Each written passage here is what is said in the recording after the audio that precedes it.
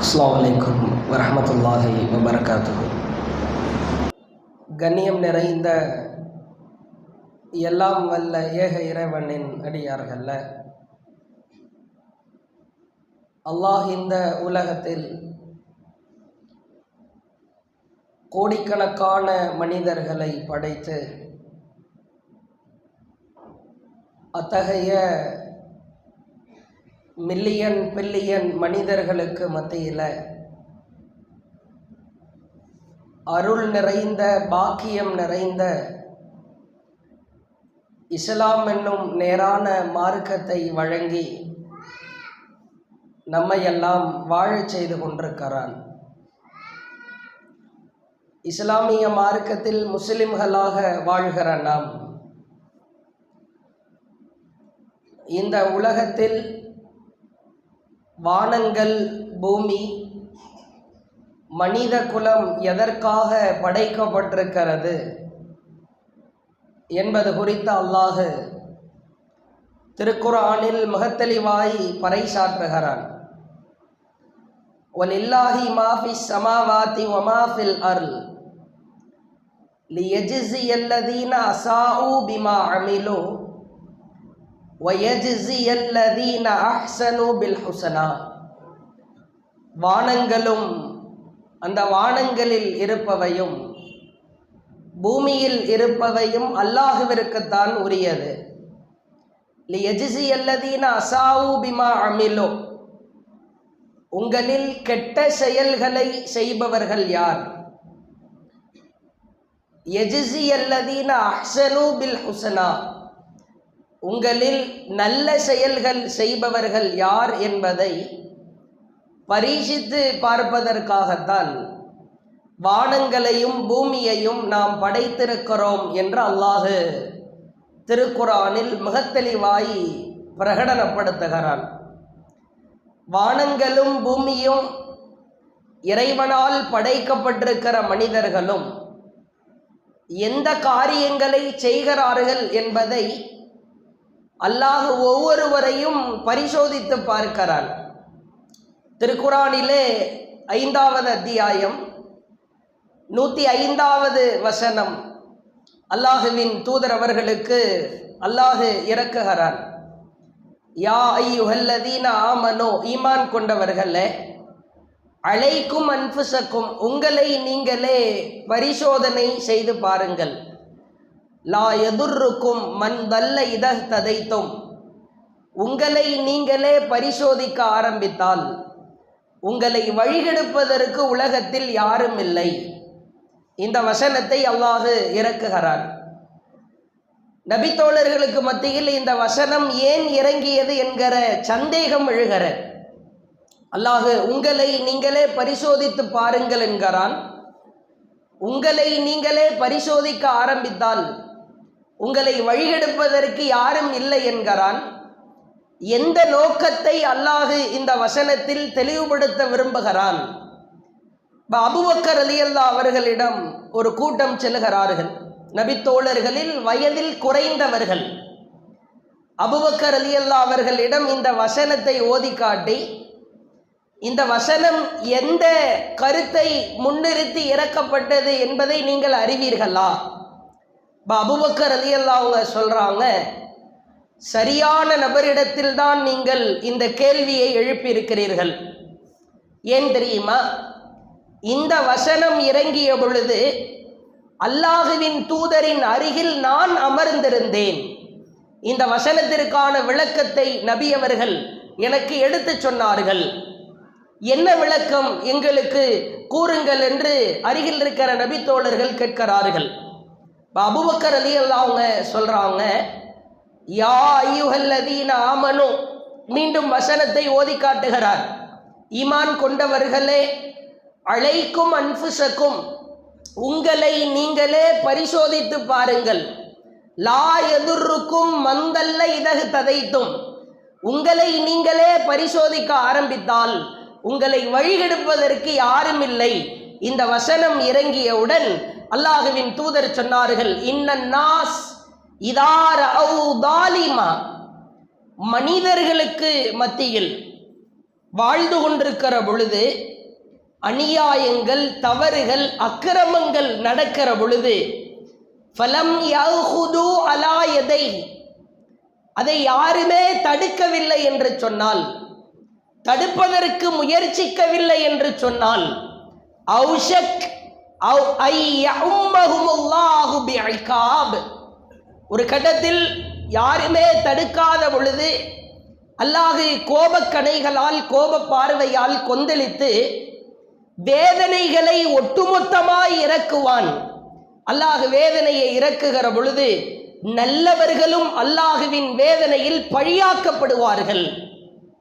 சொல்லிவிட்டு அபூபக்கர் ரலியல்லாஹு அன்ஹு சொல்றாங்க, நம்மை சுற்றி அநியாயம் நடக்கிற பொழுது, அக்கிரமம் நடக்கிற பொழுது, மார்க்கத்திற்கு மாற்றமான காரியம் அரங்கேறுகிற பொழுது, எதுவாக இருந்தாலும் சரிதான், நீ சீற்றம் கொள்ள வேண்டும், அந்த தவறை கண்டு பொங்கி எழ வேண்டும். இல்லை என்று சொன்னால் அல்லாஹுவின் கோபம் ஒட்டுமொத்தமாய் இறங்கி ஒட்டுமொத்த மனித குலத்தையும் நாசமாக்கி அழித்துவிடும் என்று அல்லாஹுவின் தூதர் இந்த வசனத்தை ஓதி காட்டி எச்சரிக்கை செய்தார்கள் என்கிற செய்தியை பார்க்கிறோம். வானத்தை அல்லாஹ் படைத்ததற்கான நோக்கம், பூமியை படைத்ததற்கான நோக்கம், மனிதனை படைத்ததற்கான நோக்கம் உன் செயலை எழுதுவதற்காகத்தான். அப்படியே இந்த வசனம் அதை உண்மைப்படுத்துகிற வாழ்கிற காலகட்டங்களில் நீங்கள் நன்றாய் கவனித்து பாருங்கள். தமிழிலே அறச்சீற்றம் என்பார்கள்.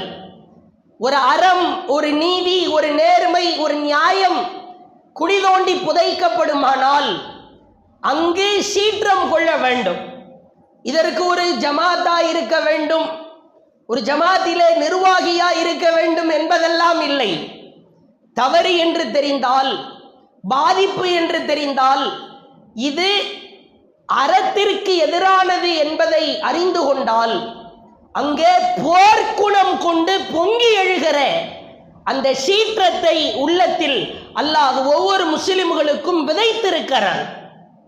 காலப்போக்கில் இந்த அறச்சீற்றம் என்பது படிப்படியாய் குறைந்து வருவதை பார்க்கிறோம். உலக அளவில் நடக்கிற சம்பவங்களை எடுத்துக்கொண்டாலும் சரிதான்.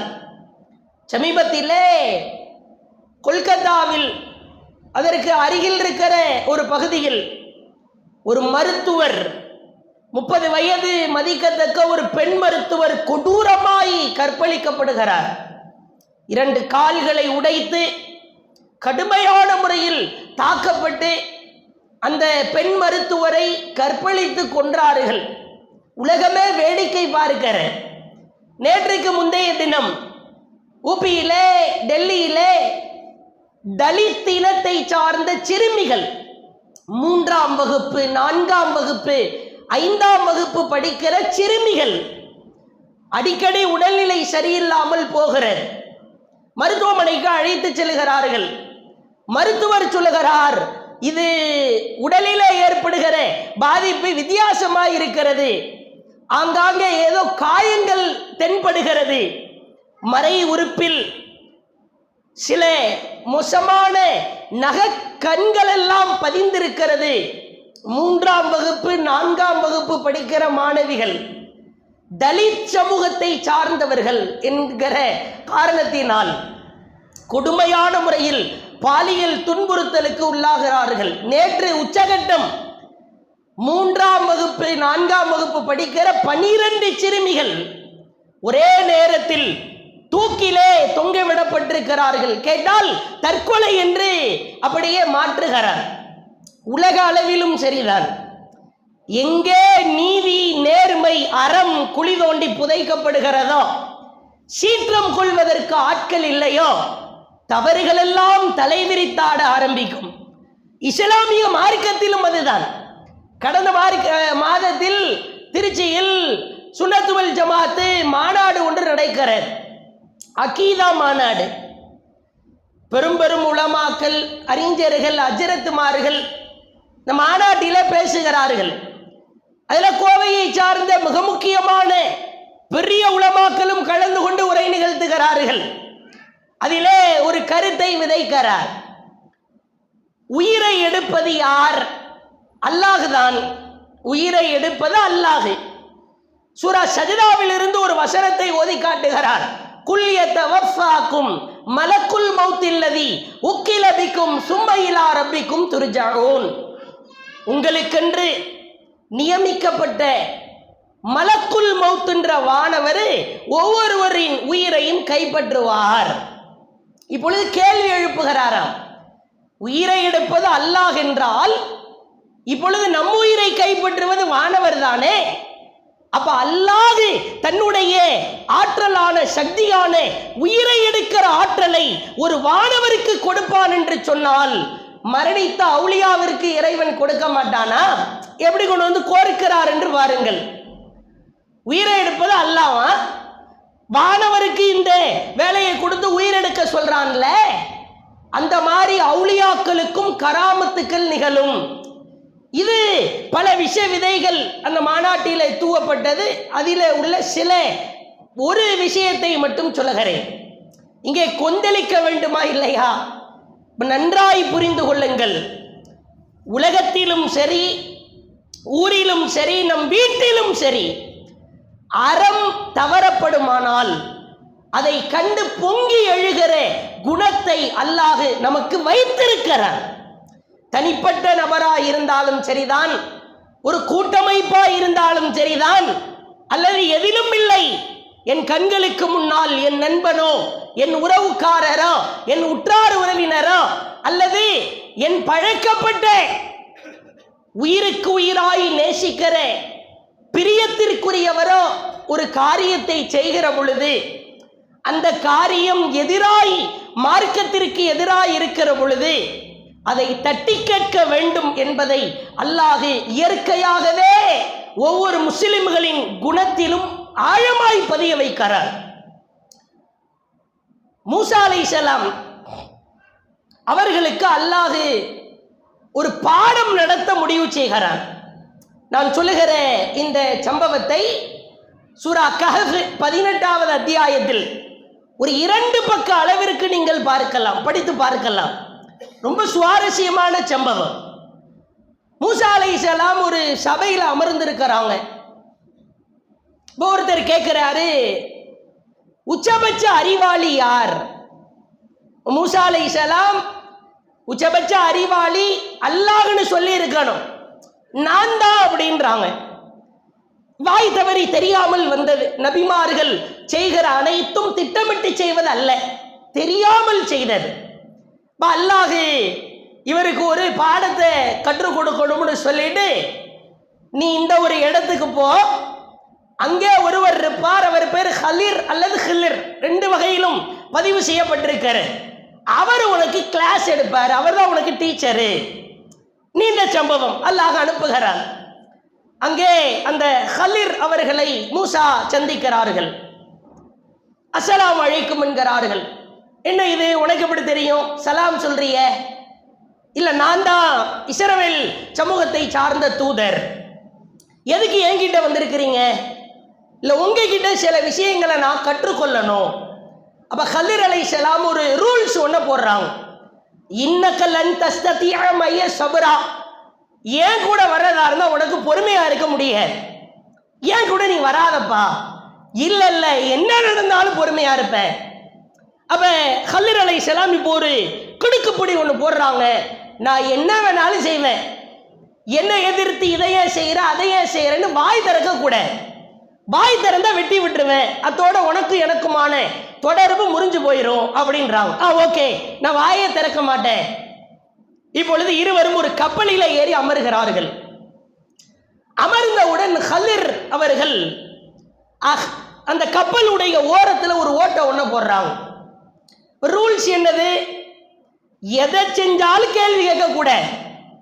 இப்பொழுது மூசாவிற்கே இயற்கையாக இறைவன் கொடுத்திருக்கிற அந்த சீற்றம் அப்படியே பொங்குகிறது. அஹரத்த ஆலி துக்ரிக அஹ்லஹா லகத் ஷிஅத ஜய்யன் இம்ரா, என்ன காரியம் பண்ணிட்டீங்க? கப்பல்ல இருக்கிறவங்களை எல்லாம் மூழ்கடிக்கவா இந்த காரியத்தை பண்றீங்க? மோசமான காரியமாச்சே. இப்ப ஆசிரியர் நினைவுபடுத்துகிறார், என்ன சொன்னேன்? என்ன வேணாலும் செய்வோம், வாய் திறக்க கூடாதுன்னு சொன்னேன்ல. லன் தஸ்ததிஅ மய்ய சபரா, ஏன் கூட வந்து அவனால பொறுமையா இருக்க முடியாதுன்னு சொன்னா இல்லையா? ஆமா சொன்னீங்க. இப்பதான் நினைவுக்கு வருகிறேன், இனிமே வாய் திறக்க மாட்டேன். பயணம் தொடர்கிறேன். ஒரு கூட்டத்தில் ஒரு சிறுவன் விளையாடி கொண்டிருக்கிறான். அந்த சிறுவனை கல்ர் அலைஹிஸ்ஸலாம் அவர்கள் அல்லாஹுவின் அனுமதியோடு கழுத்தை நெரித்து அல்லது கழுத்தை துண்டித்து கொன்று விடுகிறார்கள். இப்பொழுது இயற்கையாகவே மூசாவிற்கு இருக்கிற அந்த சீற்றம் பொங்குகிறது. அகத்தல்த நஃப்ஸன் ஸகிய்யத்தன் பிகைரி நஃப்ஸ், ஒரு பரிசுத்தமான ஆத்மாவை போய் கொன்னுட்டீங்களே, நீ எல்லாம் மனுஷனா அப்படின்ற லெவல்ல கேட்கிற. நீங்கெல்லாம் ஒரு பரிசுத்தமான ஆத்மாவை போய் கொன்னுட்டீங்களே, லகத் ஜிஅத ஷையன் நுக்ரா, ரொம்ப ரொம்ப மோசமான காரியம் இது. ஆசிரியர் நினைவுபடுத்துகிறார், நான் என்ன சொன்னேன்? என்ன வேணாலும் செய்வேன், வாய் திறக்க கூடாதுன்னு சொன்னா இல்லையா? இப்பொழுது இறுதியாய் ஒரு ரூல்ஸை போடுகிறார். இனிமே நான் செஞ்சதுக்கு ஏதாவது எதிர்த்து கேள்வி கேட்டேன்னா முறிஞ்சிடும், அப்படியே போயிரு. இல்ல இல்ல இனிமே வாய் திறக்க மாட்டேன். ஒரு இடத்துக்கு போறாங்க, சாப்பாடு கேட்கிறாங்க, தண்ணி கேட்கிறாங்க, அந்த சமூகம் கொடுக்கல. அப்படியே நடந்து வருகிறார்கள். ஒரு சுவர் ஒன்று சாய்கிற நிலையில் இருக்கிறது. கல்ர் அவர்கள் ஓடி போய் அந்த சுவரை தாங்கி நிறுத்துகிறார்கள், விழாத வகையில. கடுமையான ரூல்ஸ். இனிமே ஏதாவது கேள்வி கேட்டா துண்டிப்பு தான். மீண்டும் கேட்கிறார், சோறு தராத தண்ணி தராதவன் சமூகத்துல போய் சோத்தை தூக்கி போய் நிறுத்துறீங்களே, எப்படி என்று பாருங்கள். ஒரு ஆசிரியர் போடுகிற ரூல், நீ எதிர்த்து கேள்வி கேட்க கூடாது, நீ எதை செய்தாலும் நன்மைக்காக இருக்கும் என்று நினைக்க வேண்டும் என்கிற ரூல் தான். நீ என்ன ரூல் வேணாலும் போடு, என் கண்ணுக்கு முன்னாடி அது தப்பா இருந்தா கேட்பேன். எப்படிப்பட்ட சீற்றம் என்று பாருங்கள், எப்படிப்பட்ட ஒரு குணம் என்று பாருங்கள். பிறகு விளக்குறாங்க, நான் கப்பல்ல ஏன் ஓட்ட போட்ட தெரியுமா? அது ஏழைகளுக்குரிய கப்பல். கொடூரமான ஒரு அரசன் இருக்கிறான், டேமேஜ் இல்லாத நல்ல கப்பலை எல்லாம் எடுத்துட்டு போயிடுவான், அதனாலதான் ஓட்ட போட்டேன். அந்த சிறுவனையே கழுத்தை அர்த்தம் தெரியுமா? அந்த சிறுவனின் 2 பெற்றோர்களும் நல்லவர்கள், இவன் வழிகெடுக்க பார்க்கிறான். அதனால் அந்த பெற்றோரை வழிகெடுக்காமல் இருப்பதற்கு அல்லாஹ் இப்படி செய்ய சொன்னான். அந்த சுவரை ஏன் தாங்கி பிடித்தேன் தெரியுமா? அந்த சுவருக்கு கீழ் 2 அனாதை சிறுவர்களின் புதையல் இருக்கிறது, அதை பாதுகாக்கத்தான் தாங்கி பிடித்தேன். விளக்கம் சொல்லிட்டு அனுப்பிச்சிடுறாங்க, போயிட்டு வா, அஸ்ஸலாமு அலைக்கும், இன்னும் உன்னால பொறுமையா இருக்க முடியாது. இயற்கையிலேயே அல்லாஹ் இது போன்ற குணநலனை நம் ஒவ்வொருவருக்கும் வைத்திருக்கிறான். நீங்கள் பரீட்சித்து பாருங்கள். நம் நண்பர் கண்களுக்கு முன்னால் சிகரெட்டை பிடிக்கிற பொழுது அது தவறு என்று தெரியும், தட்டி கேட்க மாட்டோம். நம் குடும்பத்தில் மார்க்கத்திற்கு மாற்றமான நிகழ்வு நடக்கிற பொழுது தப்பு என்று தெரியும், தட்டி கேட்க மாட்டோம். சீற்றம் கொள்ளாவிட்டால் மெஜாரிட்டியாய் சேர்ந்து ஒரு கூட்டம் ஒரு தவறை செய்தால் அது உலக அளவில் அங்கீகரிக்கப்படும். சீற்றம் கொள்ள வேண்டும். நான் தனிநபராக இருக்கிறேன், பிரச்சனை இல்லை. என் குடும்பத்தில் நான் மட்டுமே தௌஹீத்வாதி. திருமறை குர்ஆனிலே நீங்கள் பார்க்கலாம், மிக அற்புதமான சம்பவம். 40வது அத்தியாயம் 26வது வசனத்திலிருந்து படித்து பார்க்கலாம். ஃபிரௌனை விட ஒரு கொடூரன், ஒரு அக்கிரமக்காரன் உலகத்திலே வாழ்ந்திருக்க இயலாது, வாழ்வதற்கு வாய்ப்பில்லை, வரலாறுகள் சொல்லுகிற ஒரு கடத்திலே ஃபிரௌன் கடுமையான முறையிலே கோபத்தின் உச்சத்திற்கு செல்கிறான். மூசாவை எப்படி எப்படியெல்லாமோ கொல்வதற்கு முயல்கிற ஃபிரௌன் ஒரு நேரத்திலே முடிவெடுக்கிறான். எந்த அளவிற்கு? கால ஃபிரௌன் ذروني اقتل موسى وليدع ربه, என்னை விட்டுருங்க, யாருடைய உதவியும் வேணா, மூசாவை நானே போட போறேன், நானே கொல்ல போகிறேன். ஃபிரௌன் எடுக்கிற முடிவு. எனக்கு பயமாக இருக்கிறது. இன்னி அகாஃப் ஐ உபத்தில தீனக்கும் அவ் ஐ யுத்ஹிர ஃபில் அர்லில் ஃபஸாத், அவர் உங்களை எல்லாம் மாற்றி விடுவாரோ என்று எனக்கு பயமாக இருக்கிறது. இப்பொழுது அற்புதமான வசனம் அல்லாஹ் திருக்குர்ஆனிலே சொல்கிறான். இவ்வளவு நாள் ஃபிரௌனின் குடும்பத்தாரிலே இருந்த ஒருவர், உள்ளத்திலே ஈமானை மறைத்து வைத்திருந்த ஒருவர், வகால ரஜுலும் முஃமின் மின் ஆலி ஃபிரௌன் யக்துமு ஈமானுஹு, ஈமானை உள்ளத்தில் மறைத்து வைத்திருந்த ஃபிரௌனின் குடும்பத்தாரிடமிருந்து அப்படி கூட்டமாக நிற்கிறார்கள். கூட்டத்திலிருந்து ஒரு நெருப்பு பிழம்பு ஒன்று எழுகிறது. என்னது, மூசாவை கொல்ல போகிறாயா? ஒருவர் இவ்வளவு நாள் ஃபிரௌனோடு இருந்தார். ஃபிரௌன் கொள்கையை தலையாட்டினார். ஆனால் அவன் செய்வது தவறு என்று தெரிகிறது. உள்ளத்தில் ஈமானை மறைத்து வைத்திருக்கிறார். மூசாவை கொல்ல போகிறான் இந்த அயோக்கியன், இந்த அக்கிரமக்காரன் என்று தெரிந்த மாத்திரத்திலே கூட்டத்தில் இருந்து அப்படியே எழுந்து கேட்கிறார், அத்தக்துலூன ரஜுலா ஐயகூல ரப்பி அல்லாஹ், அல்லாஹ் ஒருத்தன் தான் இறைவன் சொன்னதற்காக மூசாவை கொல்லுவியா? அவர் தான் ஆதாரம் வச்சிருக்கிறாரே, முடிஞ்சாதுல நீ அந்த ஆதாரத்தை உடைத்து பார். வளவளத்து போகிறான் ஃபிரௌன். எங்கேயா இருந்த இவ்வளவு நாளா? ஏன் கூட தானே இருந்த? ஒரே ஒரு நபர், ஃபிரௌனின் ஒட்டுமொத்த சமுதாயமும் நிற்கிறது. ஃபிரௌனின் ஒட்டுமொத்த கூட்டத்தார்களும் நிற்கிறார்கள், குடும்பத்தார் நிற்கிறார்கள். அந்த சமயத்தில் அவர் எழுகிறார், ஒருவர் எழுகிறார். மெஜாரிட்டியா அசத்தியவாதிகள் குழுமி நிற்கிற சபையிலே சத்தியத்தை ஓங்கி ஒழித்து முழங்கி அந்த போர் குணத்தை வெளிப்படுத்தினாரா இல்லையா? இப்படிப்பட்ட குணம் நம்ம அனைவரிடத்திலும் இருக்கிறது. எப்போது வெளிப்படும்? எங்கே வெளிப்படும்? வெளிப்படுகிறதா? கண்களுக்கு முன்னால் தெரிகிறது. குடும்பத்தாரிலே பெற்றோர், மனைவி, அண்ணன், தம்பி மார்க்கத்திற்கு மாற்றமான ஒரு திருமணத்தை நடத்துகிறான் என்பது பச்சையாய் தெரிகிறது. வெளிப்படவில்லை. குடும்பத்தாரில் சிலர் இஸ்லாத்திற்கு மாற்றமான காரியங்களை செய்கிறார்கள் என்று தெரிகிறது, தடுப்பதில்லை. கூடவே இருக்கிற நண்பர், நகமும் சதையுமாய் பழகுகிற நண்பர் தவறு செய்கிறார் என்று தெரிகிறது, சீற்றம் கொள்வதில்லை. அறச்சீற்றம் குறையுமானால் நிச்சயமாய் நாமும் நம்முடைய மார்க்கமும் அழியும், அதில் மாற்று கருத்தே இல்லை. மௌனமாய் இருப்பதை விட செத்து விடுவது மேலானது. பழமொழி இருக்கிற, ஏன் மௌனமாய் இருக்கிறாய்? உன் கண்களுக்கு முன்னால் தவறு என்று தெரிந்தால் தட்டி கேட்க வேண்டுமா இல்லையா? அதற்கு தானே ஒரு ஜமாத்து. தனியா கேட்க முடியல, பயமா இருக்குது, சப்போர்ட் வேண்டும். ஜமாத்தே இல்லை, தனியா கேட்கிறாயா? அற்புதமான சம்பவம், ஏராளமான செய்திகள் இருந்தாலும் உச்சபட்ச படிப்பினை நிறைந்த சம்பவத்தை பாருங்கள். அல்லாஹ்வின் தூதர் காலத்தில் ஏராளமான நபித்தோழர்கள் வாழ்ந்திருக்கிறார்கள். அவர்கள பெயர் கூறப்பட்ட பலவிதமான தியாகங்கள் செய்த நூற்றுக்கணக்கான சம்பவங்கள் வரலாறுகளிலே புதைந்து கிடக்கிற குறிப்பிட்ட ஒரு சம்பவம், இரண்டு சம்பவம், ஆனால் வாழ்க்கையை பார்த்தால் இறைவனின் உச்சபட்ச திருப்தியை பெற்ற சம்பவமாய் அது மாறி இருக்கும். அல்லாஹ்வின் தூதர் காலத்தில் அப்துல் உஸ்ஸா ரலியல்லாஹு அன்ஹு, அப்துல்லாஹ் இப்னு அப்துல் உஸ்ஸா என்கிற ஒரு நபி தோழர், முஸ்னத் அஹ்மதிலே பதிவு செய்யப்பட்டிருக்கிற இவருடைய புனை பெயராய் இரண்டு ஆடைகள் உடையவர். இவருக்கு நிக்நேம், புனை பெயர் துல் பிஜாதைன் என்கிற பெயர் உண்டு. ஏன் இந்த பெயர் வந்தது? அல்லாஹுவின் மார்க்கம், அல்லாஹுவின் தூதருடைய உபதேசங்கள் எல்லாம் இவருக்கு பிடிக்கிறது. இஸ்லாத்தை ஏற்கிறார்.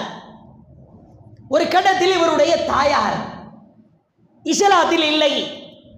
தாய் மாமா, தாயுடைய சகோதரன் குறைஷி கொள்கையில், காஃபிர் கொள்கையில் உச்சபட்ச வெறியாயிருக்கிறார். தாயார் தன் சகோதரனை அழைத்து சொல்கிறார், உன் சகோதரியின் மகனுக்கு பைத்தியம் பிடித்து விட்டது, அவன் முஹம்மதின் கொள்கையை ஏற்றுவிட்டானாம், அழைத்து வருகிறார். ஒரு அறையிலே தாய் மாமா, தாயினுடைய சகோதரன் பேசி பார்க்கிறார். சித்திரவதை செய்து பார்க்கிறார், கொடுமை செய்து பார்க்கிறார். ஒரு கட்டத்தில் உச்சபட்சமாய் அந்த துல் பிஜாதைன், அரபியில் 2 ஆடைகள் உடையவர் என்பதற்கு துல் பிஜாதைன் என்று சொல்லப்படும். அந்த துல் பிஜாதைன் அப்துல் உஸ்ஸாவுடைய அணிந்திருந்த ஆடை, வீட்டில் இருந்த ஒரு சில ஆடைகள் அனைத்தையும் எடுத்து நிர்வாணமாக்குகிறார். இஸ்லாமிய மார்க்கத்தை ஆழமாய் சொன்னதற்காக, பற்றி பிடித்ததற்காக தாய்மாமா சொல்லுகிறார், ஆடை இருந்தால் தானே வெளியேறுவாய், மானத்தை விட்டு நீ எப்படி வெளியேறுவாய் என்று பார்க்கலாம். வெளியேறினால் தானே முகம்மதோடு சேர முடியும். அறையை பூட்டிவிட்டு செல்கிறார். தாய், பெண், அவளுக்கு பாசம் ஏங்குகிறது.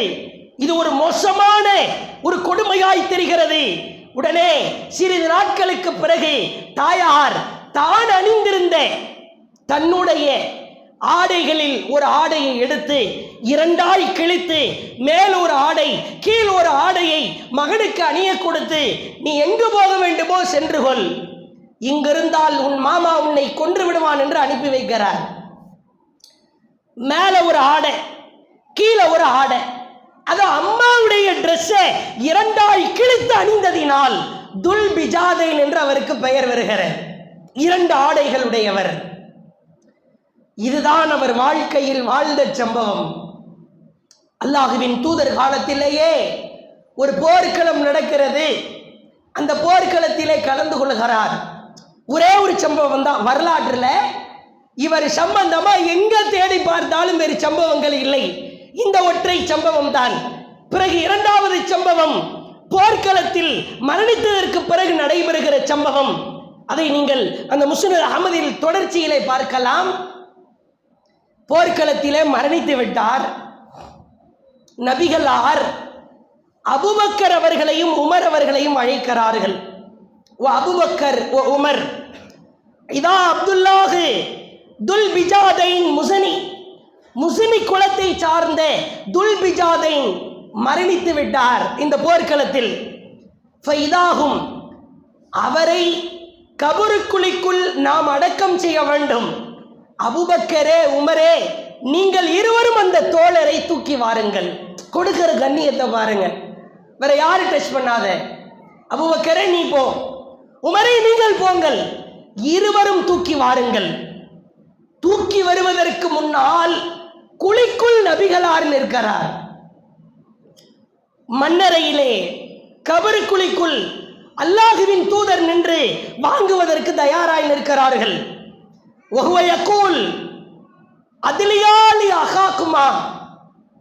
நீங்கள் இருவரும், அபூபக்கர், உமராகிய நீங்கள் இருவரும் உங்கள் சகோதரனை என் கையில இழுத்து தாருங்கள் அப்படின்றாங்க.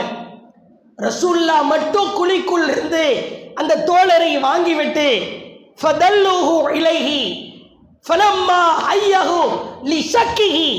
தன்னுடைய கரத்தினால் அவரை அப்படியே குழிக்குள் இறக்கிவிட்டு அந்த இடத்தில் அல்லாஹுவின் தூதர் ஒரு பிரார்த்தனை ஒன்றை கேட்கிறார்கள். அல்லாஹும்ம இறைவா, இன்னீ கத அம்சைத்து அணுகு ராதியா, இவர் உன் திருப்தியை பெறுவதற்காக மட்டுமே வாழ்ந்தார். அணுகு, இறைவா, இவர் மீது உன் திருப்தியை பொழிந்து விடு இறைவா. அல்லாஹும்ம இன்னீ கத அம்சைத்து அணுகு ராதியா, உன் திருப்தியை பெறுவதற்காக மட்டுமே வாழ்ந்தார். அணுகு, இவர் மீது உன் திருப்தியை பொழிந்து விடு இறைவா என்று 3 முறை கேட்கிறார்கள். ஹதீஸை அறிவிக்கிற இப்னு மஸ்ஊத் ரலியல்லாஹு அவர்கள் சொல்கிறார்கள், லைத்தனி குன்து சாஹிபல் ஹுஃப்ரா, நபிகளார் கையிலே இருந்து குழிக்குள்ளே இறக்கப்பட்ட அந்த அப்துல்லாஹ் துல்பிஜாதையின் இடத்தில் நான் இருந்திருக்க கூடாதா என்று நான் ஆசைப்பட்டேன். நான் அந்த ஜனாசாவா இருந்திருக்க கூடாதான்னு நான் ஆசைப்பட்டேன். அவ்வளவு உச்சபட்ச கண்ணியத்தை அல்லாஹ்வின் தூதர் கொடுத்தார்கள். நீண்ட சம்பவம், சுருக்கமாய் சொல்லுகிறேன். பின்னணி என்ன, படிப்பினை என்ன? மார்க்கத்தை ஏற்றார், உலமாற சொன்னார். நிர்வாணப்படுத்தப்பட்டு அவமானப்படுத்தப்பட்டாலும் உறக்க சொல்வேன், பயப்பட மாட்டேன், சீற்றம் கொள்வேன். யார் மார்க்கத்திற்கு மாற்றமாக நின்றாலும் பொங்கி எழுவேன் என்கிற போர்க்குணத்தை வளர்த்து கொண்டார். இறைவன் கொடுத்த பரிசு அது. ஒவ்வொருவரும் சுய பரிசோதனை செய்வோம். நான் முன்னரே ஓதி காட்டிய வசனம், அலைக்கும் அன்ஃபுஸக்கும், உங்களை நீங்களே பரிசோதித்து பாருங்கள்.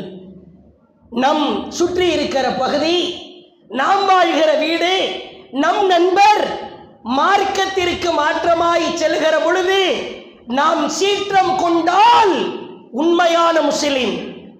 மௌன சாட்சியாய் வாழ்ந்தால் மரணத்திற்கு நிகரானது, ஜனாசாவிற்கு நிகரானது என்பதை மார்க்கம் வலியுறுத்துகிறது. அறச்சீற்றம் கொள்வோம். நீதி, நேர்மை, நியாயம் தவறப்படுகிற பொழுது போர்க்குணம் கொண்டு பொங்கி எழுவோம். வாஹிர் தஅவானா அல்ஹம்துலில்லாஹி ரப்பில் ஆலமீன்.